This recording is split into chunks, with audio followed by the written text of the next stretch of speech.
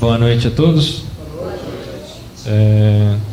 Bom, o Guilherme, que deveria estar aqui no estudo hoje, né, mas ele não pôde estar presente, ele me pediu para substituí-lo. Ele está em Ubá fazendo um serviço lá de emergência e acabou tendo que deixar para outra oportunidade. Mas antes de eu dar início no estudo hoje, eu vou ler a carta aqui que o Jorge me entregou, do irmão Oswaldo lá de Carangola. E diz assim: queridos irmãos, venho por meio desta agradecer a vocês pelo carinho para comigo e minha família. Agradeço também pelas orações e a oferta que nos tem enviado todo mês. Que o nosso bondoso Deus os abençoe com toda sorte de bênçãos. Fiquem sabendo que esta oferta tem ajudado muito para o tratamento da saúde do meu filho. Sempre que precisarem do meu humilde ministério, podem contar comigo. Gostaria de passar para os irmãos alguns trabalhos que, pela graça e misericórdia de Deus, temos desenvolvido junto com a igreja local. Ele lista aqui a visita ao lar evangélico toda segunda-feira, a visita ao presídio 2 vezes por mês, culto na praça no bairro onde está a igreja, programa Lançando a Semente na rádio, estudo bíblico toda terça-feira. Levamos a ceia do Senhor para alguns irmãos que estão impossibilitados de ir aos carinhosos de Oswaldo e família. Então o irmão está agradecendo aí as ofertas que a igreja local aqui está fazendo também. Bom, hoje vamos fazer um estudo diferente. Nós não vamos dar continuidade à sequência de estudo. Hoje a gente queria pensar um pouquinho sobre uma parábola que o Senhor Jesus conta lá no livro de Lucas, e a ideia é não estender muito, deve ser algo mais curto, até porque depois a gente tem o ensaio do coral, mas vamos pensar um pouquinho sobre a parábola que é conhecida como a parábola do administrador infiel, ou a parábola do mordomo infiel, como também é conhecido. Está lá no capítulo de Lucas, livro de Lucas, capítulo 16. Versículo 1 ao versículo 13. Essa geralmente é tida como uma das parábolas mais assim complicadas de se entender, né? Então, meu objetivo é a gente trazer alguns pensamentos que a gente encontra entre alguns comentaristas, né? Se a gente for pesquisar, por exemplo, na internet ou em livros, a gente vai achar vários entendimentos diferentes sobre essa parábola. A ideia é a gente passar um pouquinho sobre cada um, ver qual que faz mais sentido. Então, Lucas 16, a partir do verso 1. Dizia também aos seus discípulos, Jesus: havia um certo homem rico, o qual tinha um mordomo, o qual foi acusado perante ele de dissipar os seus bens. E ele, chamando-o, disse-lhe: que é isso que ouço de ti? Dá contas da tua mordomia, porque já não poderás ser mais meu mordomo. E o mordomo disse consigo: que farei, pois que o meu senhor me tira a mordomia? Cavar não posso, de mendigar tenho vergonha. Eu sei o que hei de fazer, para que quando for desapossado da mordomia, me recebam em suas casas. Chamando a si cada um dos devedores do seu senhor, disse ao primeiro: quanto deves ao meu senhor? E ele disse: 100 medidas de azeite. E disse-lhe: toma a tua conta e, assentando-te já, escreve 50. Disse depois a outro: e tu, quanto deves? E ele disse: 100 alqueires de trigo. E disse-lhe: toma a tua conta e escreve 80. E louvou aquele senhor o injusto mordomo, por haver procedido prudentemente, porque os filhos deste mundo são mais prudentes na sua geração do que os filhos da luz. E eu vos digo: granjeai amigos com as riquezas da injustiça, para que quando estas vos faltarem, vos recebam eles nos tabernáculos eternos. Quem é fiel no mínimo, também é fiel no muito. Quem é injusto no mínimo, também é injusto no muito.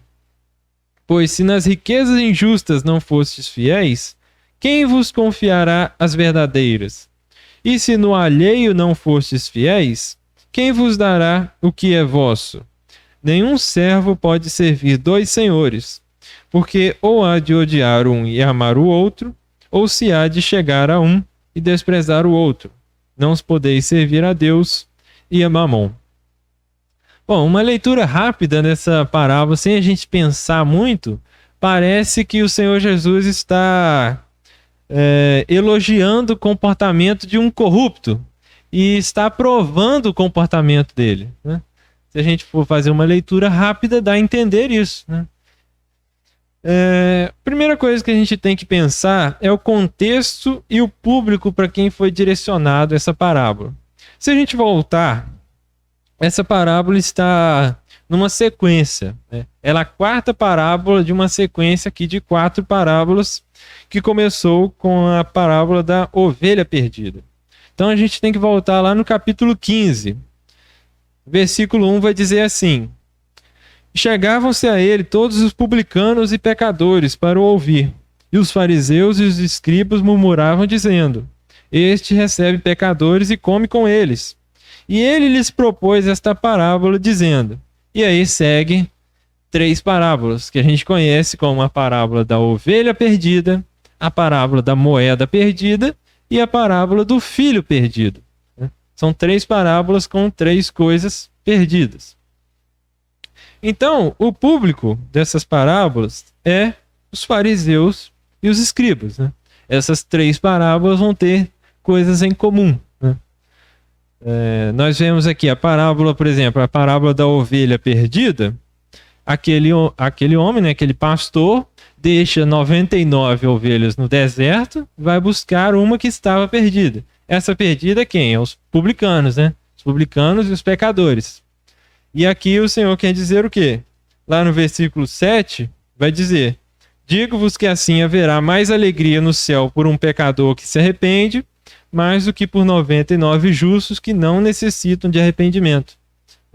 Então, os publicanos e os pecadores eram ovelha perdida, né? E as outras 99 que ficaram no deserto eram os fariseus, né, e os escribas, aqueles que se diziam justos.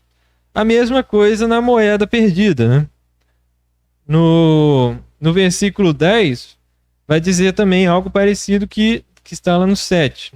Assim vos digo que há alegria diante dos anjos de Deus por um pecador que se arrepende. Então é a mesma questão. A moeda perdida é os publicanos e os pecadores, né? As outras moedas são os fariseus, né? Então, achou aquela moeda, a mulher foi lá e fez uma festa. Da mesma forma que o pastor, quando achou a ovelha, fez também uma festa. Depois a gente vai ter a parábola do filho perdido, né? Tem a parábola dos 2 filhos, né? O filho também se perdeu, né? E na hora que ele voltou, seu pai também lhe fez uma festa, né? E aí a gente tem o outro filho, né? Tá lá no versículo 24. O pai falando o seguinte, né? Porque este meu filho estava morto e reviveu, e tinha se perdido e foi achado. E começaram a alegrar-se. Só que aqui o diferente é que aqui não é uma moeda ou uma ovelha, né? Aqui é um filho.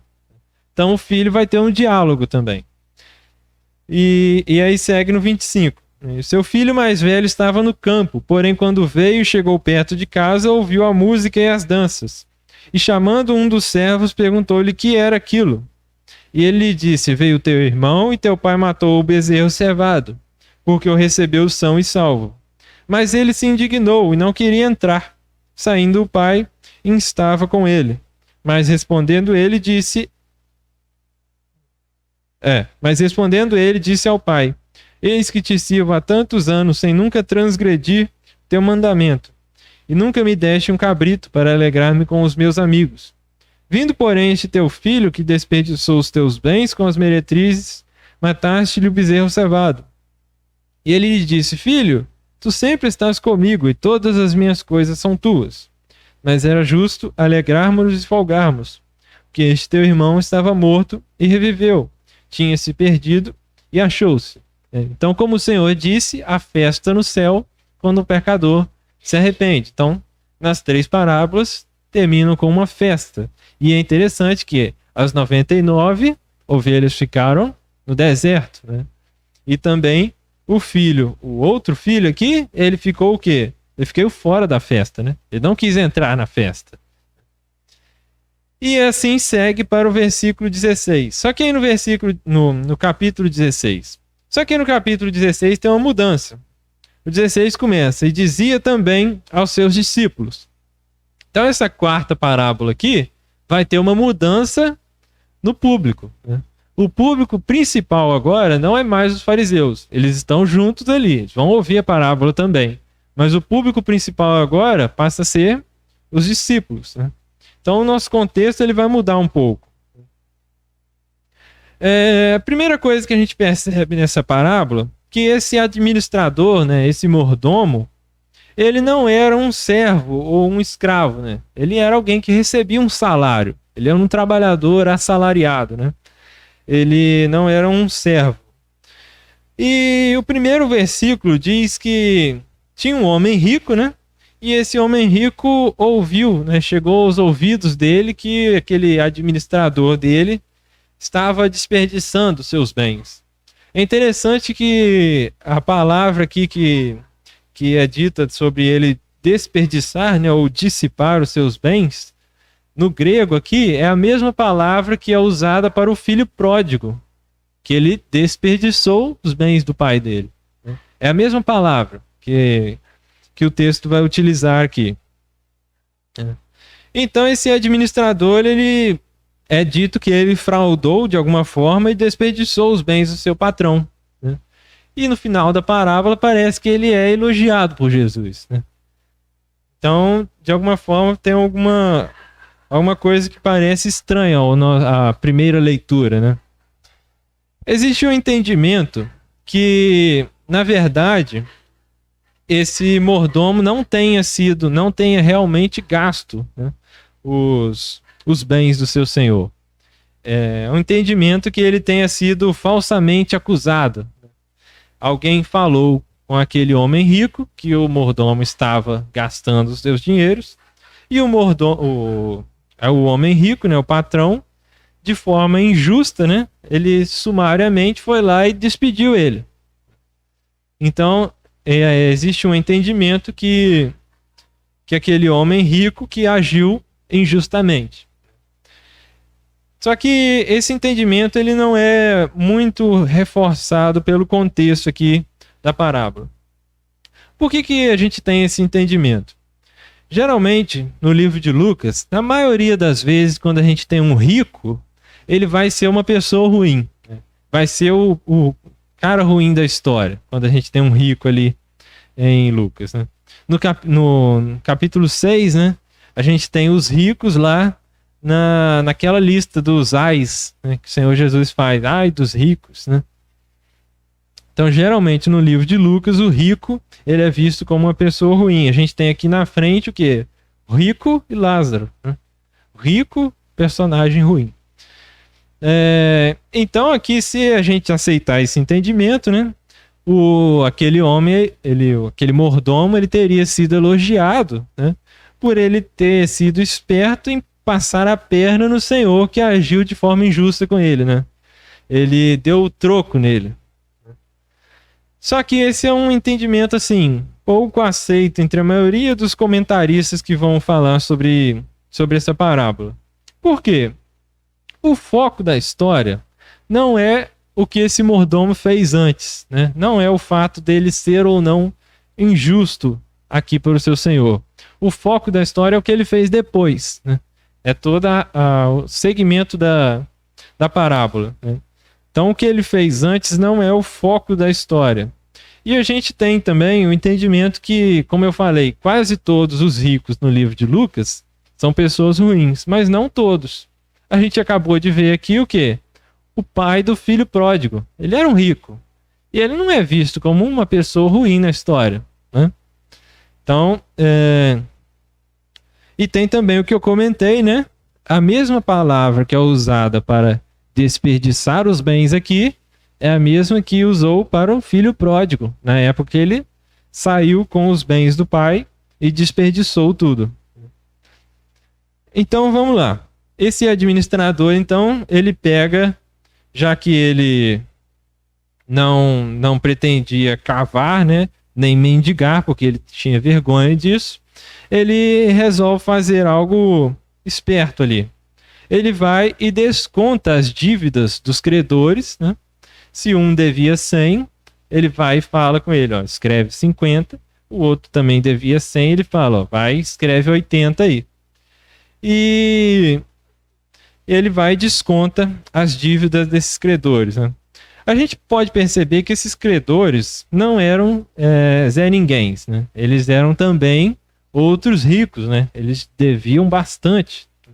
Provavelmente eles também eram outras pessoas ricas ali que faziam negócio com aquele homem rico. E o administrador também, ele vai descontar porcentagens diferentes, né?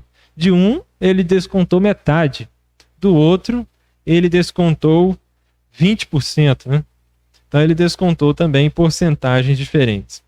Aí vai ter 3 principais entendimentos sobre o que é isso que ele descontou ali. Primeiro entendimento que a gente vai ver aqui, os irmãos fiquem à vontade para comentar alguma coisa, tá? Fazer alguma pergunta também.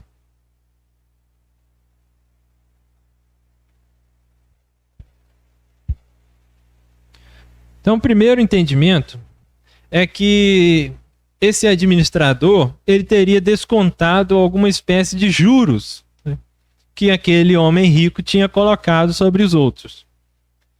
A lei, né, a lei de Moisés, ela vai proibir qualquer tipo de juros entre israelitas, né? Está lá em Deuteronômio. Então, entre israelitas eram proibidos empréstimo com juros, né, sobre dinheiro ou sobre qualquer outra coisa. Ela permitia juros com estrangeiros, né? Então, se a gente partir desse princípio que ele descontou algum tipo de juros que tinha ali, então esse administrador teria cortado essa taxa, né? Ele tirou essa parte que seria ilegal, né? Tirou a parte que o homem rico estava cobrando ilegalmente. E nisso aí ele ganhou uma boa fama com os credores, né? Com aqueles credores que ele ficou com uma boa fama. E ainda fez o senhor, o patrão dele, de refém, né? O patrão dele teve que ficar quieto porque era algo ilegal que ele estava cobrando ali, né? Era comum eles fazerem o quê? Para não podia ter esses juros, né? Eles iam lá e aumentavam o preço do produto, né? Para fazer como se isso fosse o preço mesmo do produto. E eles cobravam a taxa de juros de forma ilegal, né? É tipo Black Friday, né? E aí, ele teria cortado essa parte ilegal, né? E ele ganhou uma fama com os credores e, de certa forma, ele chantageou o seu patrão, né? Chantageou porque o patrão não podia voltar atrás, né? Porque aquilo era uma coisa ilegal. E, de certa forma, o patrão também ganhou um pouco de fama ali com aqueles credores, né? É uma fama de ser um pouco generoso, né? Bom, essa questão do desconto sobre uns juros, ela é um pouco difícil, assim, da gente ter certeza se era isso, porque ele descontou porcentagens diferentes, né? Então, provavelmente não se tratava ali de algum tipo de juros. E a gente vai falar depois também por que talvez não fosse juros. Segunda possibilidade, teria que ele descontou sobre a sua própria comissão, né? Vamos supor que ele, como administrador ali, recebia uma certa comissão daqueles credores, né? Ele então foi lá e descontou a sua comissão, né? A parte que ele receberia daquele negócio, ele descontou dos credores, e aí ele ganhou com todo mundo saiu ganhando, né? O patrão saiu ganhando uma boa fama, né, de ser generoso, né, porque ele não perdeu nada. Os credores também saíram ganhando, né, porque pagaram menos. E aquele homem, né, aquele administrador, ele também ganhou ali uma boa fama com os credores do patrão. Era isso que ele queria, né? Ele queria uma boa fama para poder, quando ele fosse demitido, ele receber talvez uma ajuda deles.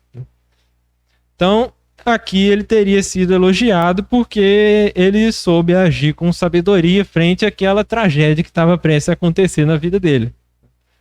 Ele corrigiu seu erro antes, né? Seu erro de ter tirado dinheiro do seu patrão, né? Dando uma boa fama para ele.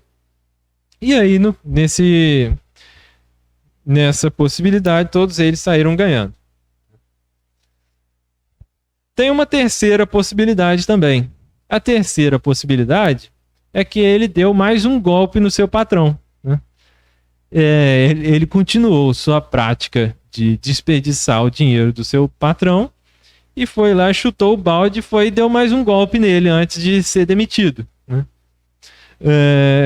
Ele foi para se vingar do patrão que estava prestes a demitir ele. Ele foi lá e deu mais um golpe lá, descontou a parte do próprio patrão que ia receber e também saiu ganhando nessa aí, né? Os credores, da mesma forma, pagaram menos.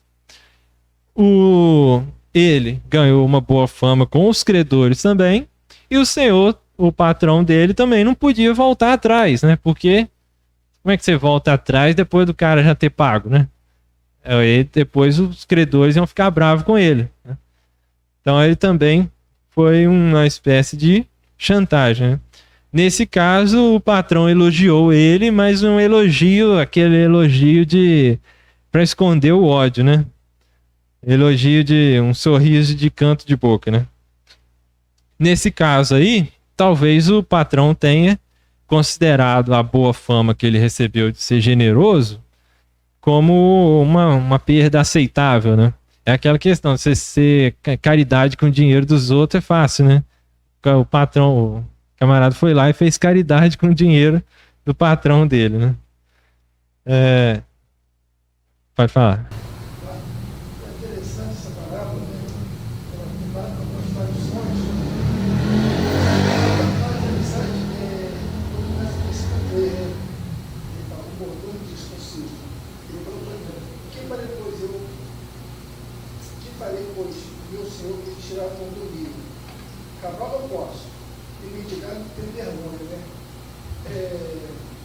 Quando o patrão coloquei o Mandela embora, uma coisa interessante, ele não foi parar estagnado reclamando, não. Ele foi correr atrás do que ele tinha que fazer.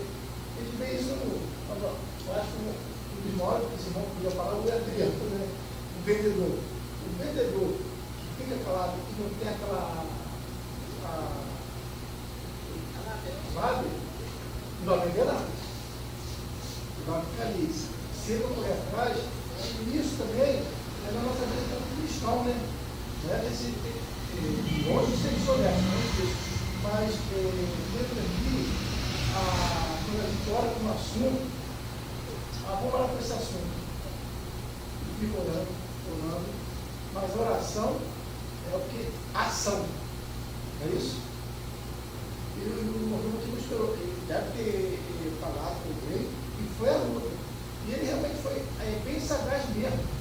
Ele preparou o caminho para não ficar mal apagando, como o pessoal fala. E isso acontece muito com nós cristãos, que achamos que todo mundo é perfeito. Todo mundo é perfeito, né? Posso contar um caso que aconteceu aqui conosco. Nós fomos ver uma casa. Quando chegamos para ver a casa ficava entre dois terrenos, e esses dois terrenos, tanto da direita quanto da esquerda, era do Simão da Batista. E o do meio também era. Mas como os irmãos achavam que deixou o parente e o irmão quis morar lá, ele partiu e morreu. E quem morou lá na casa foi a família. O que a família fez? Deu entrada como vice-campeão e tomou o terreno da Batista. Isso não acontece só com a Batista, com a Juliana, com o nosso princípio, porque nós achamos que todo mundo é bonzinho, até os cristãos na vez são bonzinhos. E nós também temos que ser sagaz, não é sagaz na maldade, não. Fazer coisas dentro da lei, para ter segurança. Nós somos cristãos, nada vai acontecer por isso. Pelo contrário, vai acontecer muita coisa, sim. Se nós não quisermos discernimento. É igual que eu vejo aqui o Aldo aqui, ó, a preocupação dele, o lado dele, se você procurar 1, 2, 3 para fazer orçamento, ver quem é realmente quem é honesto, não é. Não é porque nós somos cristãos, nós somos lá, não, tá bonzinho, outros vão lá falar que é também irmão, vamos aceitar ele, vamos aceitar tudo dele, não. Realmente, esse mordomo aqui foi muito sacado e nós temos que aprender lições também com ele. Ter sabedoria, discernimento. É isso mesmo. A grande questão aqui, vai ser a chave da parábola, está lá no verso 11. O que o Senhor quer dizer com riquezas injustas, né? É aqui que parece que ele está aprovando o comportamento desse mordomo, né? O comportamento desse corrupto, né? E parece que ele está dizendo para a gente também ser corrupto da mesma forma, né? Só que aqui, quando ele diz riquezas injustas, né, tem algumas traduções que colocam riquezas deste mundo, né? O que ele quer dizer com injustas? Injusto é coisa deste mundo. Injusto aqui é o contrário de coisas justas, coisas celestiais, né? Aqui, riqueza injusta são os tesouros deste mundo, né? Riqueza aqui é a mesma palavra que aparece no final do último versículo, aquele mamon, né? Que aqui geralmente no último versículo elas colocam transliterado, né? Mamon, é a mesma palavra que está aqui, riqueza, mamon, né? E riquezas injustas são exatamente as coisas deste mundo, né? Esse mundo caído, tudo que está neste mundo caído são riquezas injustas, né? Então aqui o que o Senhor está falando é que essas riquezas injustas, né, os tesouros dessa terra, devem ser usados também com sabedoria, né? Quando ele fala aqui, ele faz uma comparação entre filhos das trevas e filhos da luz, aí a gente pode entender qual foi o comportamento desse administrador, né? O administrador aqui é o filho das trevas, né? O filho deste mundo, né? Se ele está sendo referenciado como filho deste mundo, como filho das trevas, a gente entende que o que ele está fazendo aqui era algo errado, né? Era algo realmente de um corrupto. Então é por isso que o mais provável aqui é que ele tenha realmente dado um golpe no mestre, né? Um golpe no mestre para sair por cima. Então, apesar disso, a conduta dele, né? Ele é referenciado como filho deste mundo. Então a conduta dele está de fato errada, né? Ele realmente deu um golpe no seu mestre. E dando um golpe no seu mestre foi quando ele agiu sabiamente, foi quando ele agiu prudentemente. Por isso que o patrão dele chegou a elogiá-lo, apesar de ter recebido um golpe. Então aqui a questão da parábola é exatamente isso. Os ímpios usam os recursos caídos para conseguir coisas terrenas, né? Então nós temos que usar também os recursos caídos deste mundo, né? Os recursos deste mundo para conseguir também para os tabernáculos eternos. O que o Senhor Jesus está falando aqui nessa parábola é indo contra o materialismo e o mau uso das riquezas desta terra, né? O que o... Para falar. O verso 8 chama a atenção, a nossa atenção, e nos adverte quanto ao que estamos assistindo em nossos dias, né? E a palavra de Deus diz: tudo que antes foi escrito para o nosso ensino foi escrito, né? Diz aqui: porque os filhos da luz, os filhos do mundo, são mais hábeis na sua própria geração do que os filhos da luz. Olha só, nós estamos assistindo, né? Até a divulgação, até a televisão mostra, aponta pastores até que estão se vendo em função das igrejas dele, o dinheiro da igreja, né? Então, fora do meio cristão, nós estamos assistindo, então, filhos matando pais para ficar com a herança, entendeu? Coisa que vai desaparecer. Nós temos que estar conscientes que estamos vivendo o prenúncio da volta de Cristo.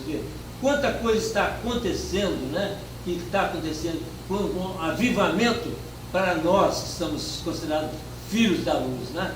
Estamos vivendo o prenúncio da volta de Cristo e ter que pensar seriamente que o diabo e seus anjos estão procurando impedir que a gente seja um fiel servidor do Senhor Jesus, né? Fiel cumpridor do que as Escrituras cobram de nós, né? Apela para nós, né? E estamos vivendo isso, e muitas igrejas estão até diminuindo o seu volume de participantes, né? E pouca gente está se interessando, quer dizer, por causa, inclusive até usando o celular, né? Para convencer as pessoas, né? Que não precisa nem de Bíblia, não precisa ler a Bíblia não, só o celular. Aqui essa história, né? Como se eu tivesse devendo o banco, né? E o gerente, que é meu gerente lá no banco, tá para ser demitido, né? E aí ele vai lá e fala comigo, ó, vou te liberar aqui da sua dívida, diminuir bastante aqui a sua dívida, eu tô para ser demitido mesmo.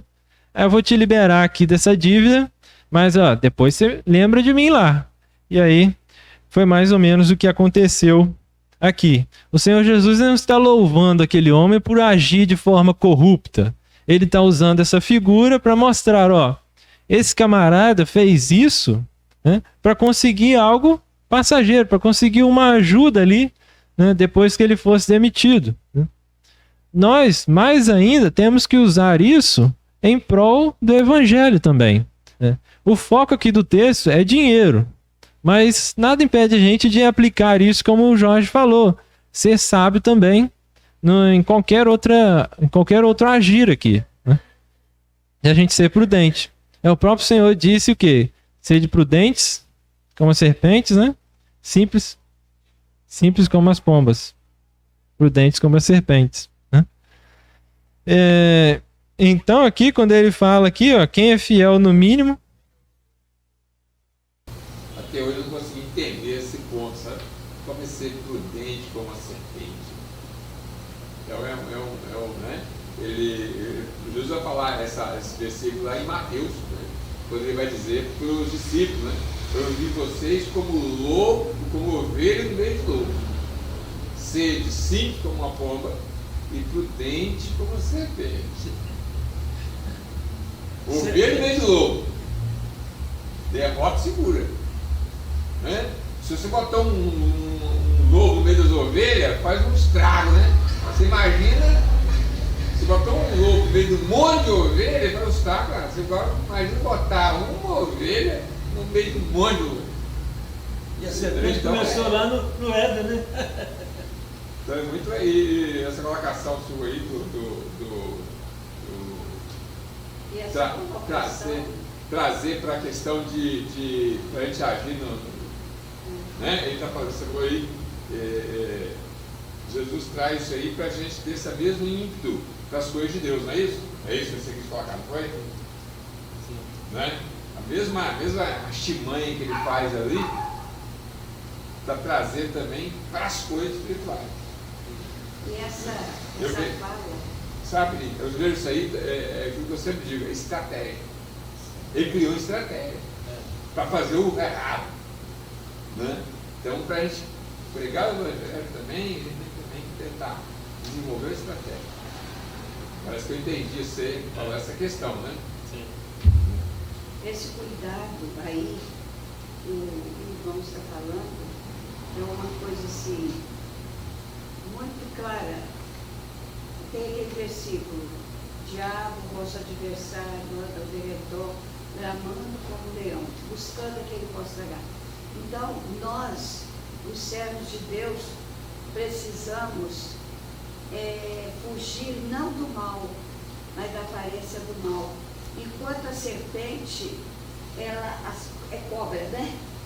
principalmente a jararaca. Ela faz a rodinha dela, mas ela é prudente. Ela fica de cabecinha em pé e com a língua de fora.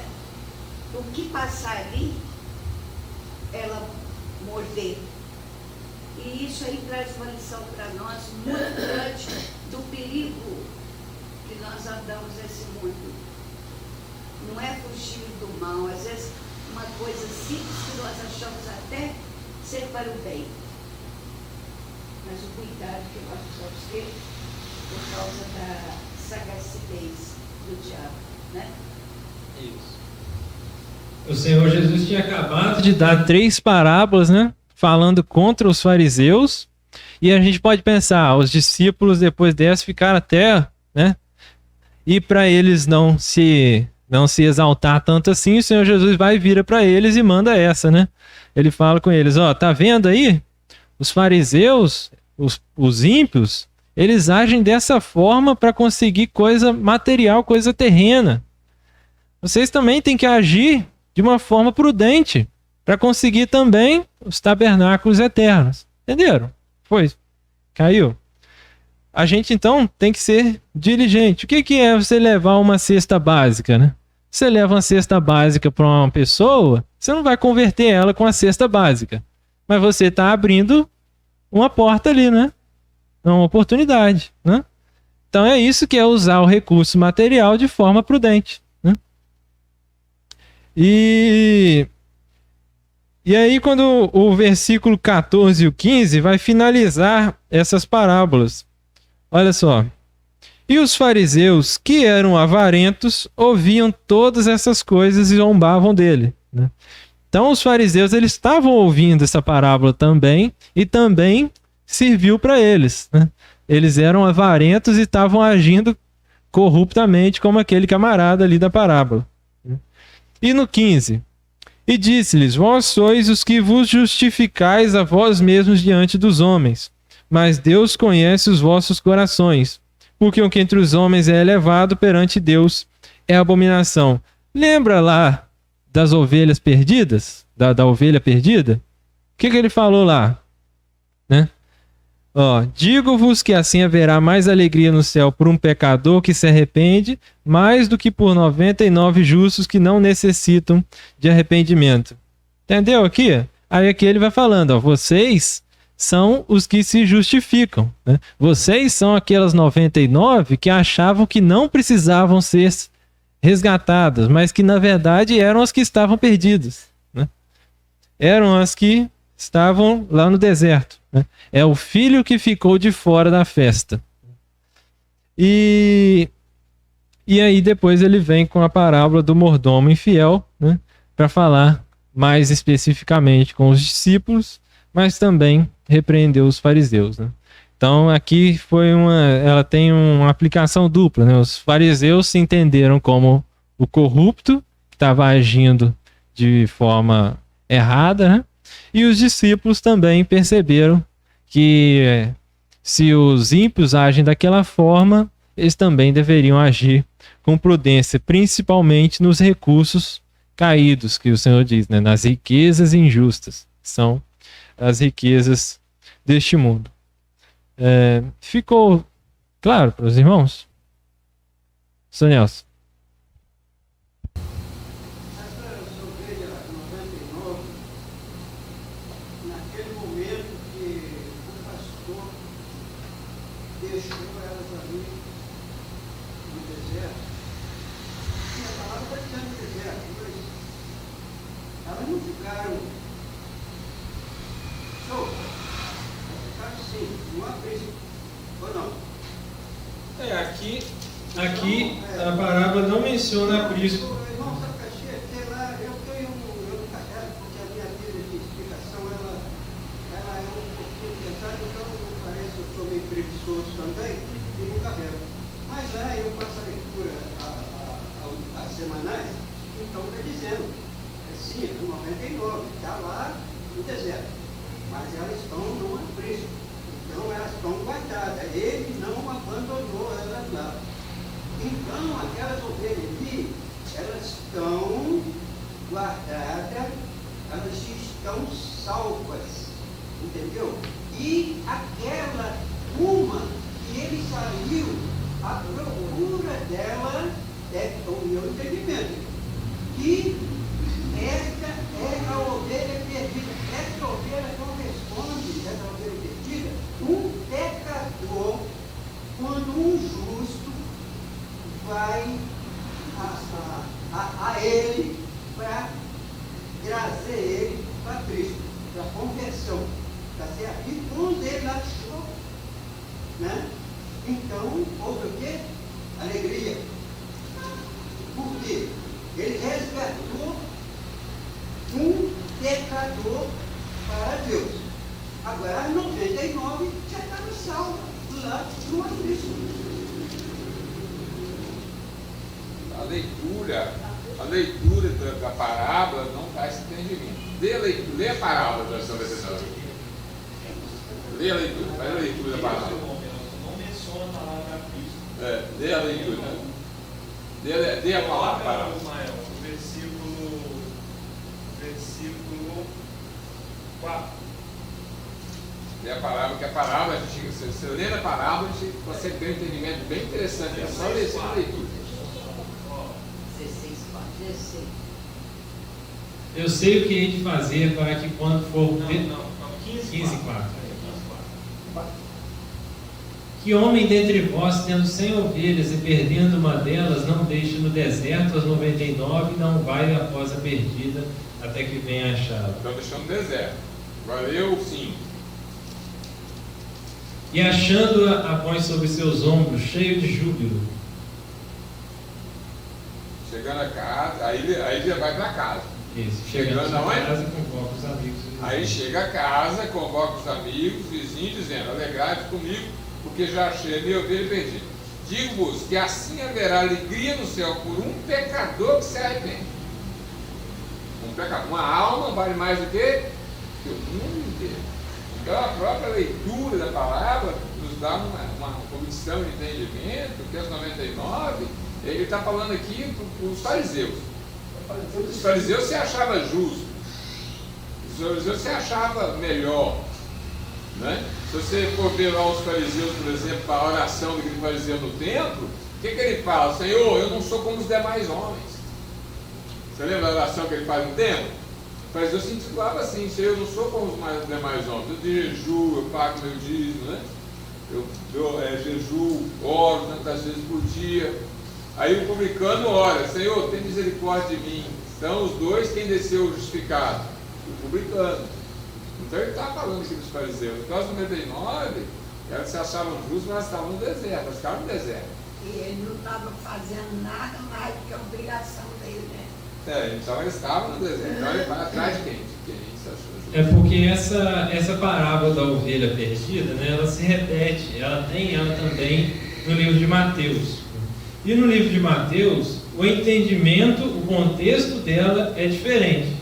No livro de Mateus, realmente o contexto é diferente. No livro de Mateus não menciona o deserto, né? Ele está abrindo até aqui em Mateus 18, né? Aqui ele já está falando para os pequeninos, está falando sobre os pequeninos, né? Então ele está falando aqui sobre aquele que se perdeu e que ele foi buscar, né? Pode falar. Olha só, eu quero referir sobre um assunto que eu aprendi sobre a palavra que você disse. Sim, mas estou aqui também pronto para também pedir perdão ao irmão se eu errei, se eu atrapalhei o assunto do irmão. Tá certo? Então eu estou aqui também estendendo a minha mão, pedindo ao irmão que perdoa, e eu vou ser preciso de estudar mais um pouquinho. Certo? Não, você fica tranquilo que aqui a gente tem liberdade para tratar e também isso aqui que a gente está falando, a gente vai encontrar outros entendimentos também. É como eu falei, a própria parábola aqui do mordomo infiel que a gente viu, vai ter outros entendimentos também. Então vai ter outros entendimentos. Deixei aqui o meu entendimento, que eu acredito ser o mais de acordo. Zé. Quando fala em deserto, está falando do mundo novo. Está falando nova, por exemplo, ele diz que ela não necessita de arrependimento. Ela diz, eu não preciso disso, né? Eu não reconheço como pecador. Então é aquela mulher que não está lá, no mundo, no deserto, e ele foi em busca daquela que reconheceu, né? Reconheceu que era o pecador e trouxe ela de volta para o Cristo. Para as coisas espirituais. Isso. É que é toda aquela questão dos fariseus, né, as 3 parábolas não entender essa questão. Então, eu espero que tenha sido de valia para os irmãos esse estudo. Pode falar. Aquele caso desse homem que estava angariando, né, recursos para amanhã ele não sofrer as consequências. Por que então que o indivíduo, né, ele diz que o pecado ele vai de mal a pior na vida do indivíduo, né? Se ele reconheceu que o patrão ia mandar ele embora porque ele estava fazendo coisa errada, né, por que ele então não se arrependeu disso, né, e tomou um pedido diferente? Bom, da agora para frente eu vou agir diferente, eu vou agir certo para que o patrão não me mande embora, né? Então eu acho que deve ser esse o exemplo para nós, né, como crentes, é claro, e quando a gente reconhecer aquilo que nós estamos fazendo de errado, a gente evitar de cometer aquele erro para que amanhã não seremos julgados. Tá? Isso. Também é um entendimento para a gente. Bom, então agradeço a oportunidade dos irmãos. Nós vamos encerrar por aqui. Queria, se algum irmão tiver um hino para citar.